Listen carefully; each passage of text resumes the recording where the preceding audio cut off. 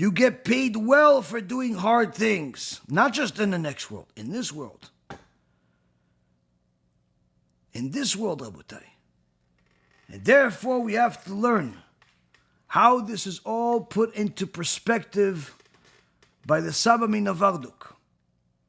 The Saba Minavarduk gave an analogy.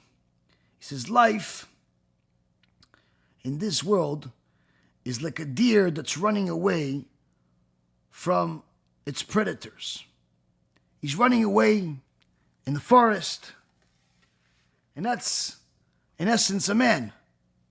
A man is compared to a deer by Shlomo HaMelech in the Song of Songs, chapter 2, verse 7.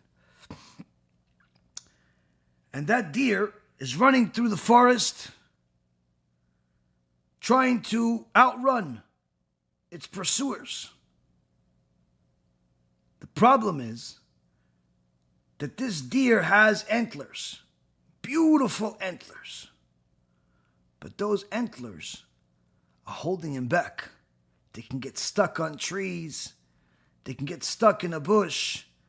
They can get stuck and pretty much destroy him, leads to his demise. Those beautiful antlers are the bad character traits of a person.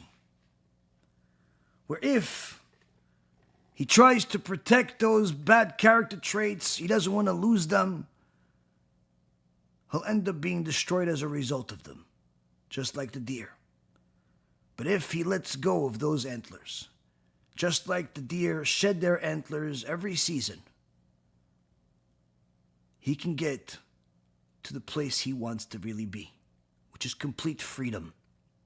Not just in the next world, but freedom from anger, freedom from misery, freedom from loneliness, freedom from unhappiness in this world, freedom from normalcy of this world, and a point where you literally become a vessel that's one step closer to prophecy.